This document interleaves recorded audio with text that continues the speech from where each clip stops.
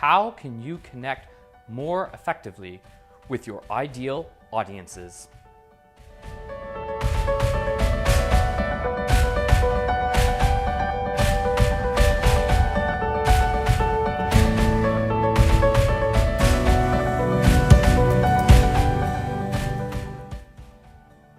Hi, I'm Tim Barnaby.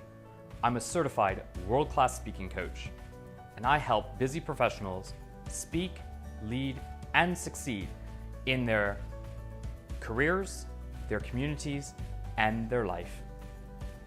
I want to talk to you today about connecting more with your ideal audiences. I was recently at a Toastmaster speech contest, and I was watching one of the contestants as they were using the stage effectively to tell their story. But I noticed one little quirk every time the speaker transitioned from one part of the story to the next. He did it almost every single time. He would come to the end of the part of the story, and then he decided to move on the stage. And this is exactly what he did. He would finish his thought, he would look down, and he would turn and walk slowly to his next position, and then he would jump back and look at the audience this way. Now, it had a little bit of dramatic flair, but he actually did it every single time. And he did mix it up a little bit in the sense that he would look up or just look down, but there were really a lot of points in the speech where I felt that whenever he was transitioning to another part of the story, he broke the connection he had with his audience by looking away. It reminded me of when people used to speak on their cell phone more than 20 years ago.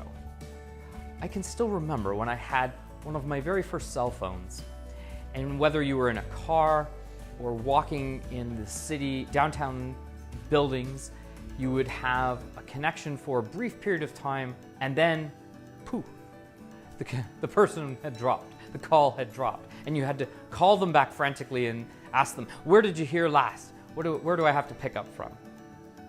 And over the time, signals got better, transmission lines became more prevalent around the area, and we could go longer distances on our phones and maintain the same connection that we had always had.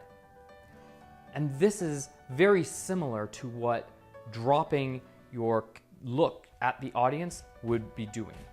Because the moment that individual looked away from any of us in the audience, it felt like we had to process what was going on in their mind to have dropped away. And as I mentioned, when they came back to the audience, it was very sudden. It was a shift like this, almost, they're back. And it took me back a few times. I was quite surprised about what they were going to say, how they were going to communicate again. And therefore, I lost a little bit of that part of the story. So as it is, I can't tell you exactly what the story is, but I can absolutely remember those specific details of the speaker transitioning by breaking away and coming back. So what can you do as a speaker to maintain a connection? Well, it sounds a little bit obvious, I guess, that you always want to be looking at your audience. You don't really want to break away. But I understand there are definitely some theatrical elements to public speaking where you may need to look up, or you may need to infer that you're looking at another speaker as part of a dialogue between one character and another.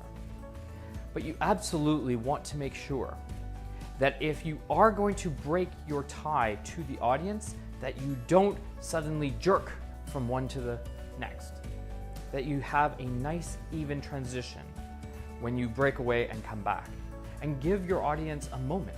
If you do have to look away, make sure that when you come back to them, that you've established that eye contact with someone, that you've reconnected for sure before you've even spoken another word.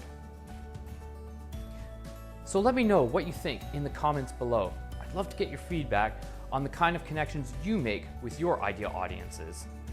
And if you haven't done so already, make sure you check out my different social media profiles and definitely my website, timbarnaby.com.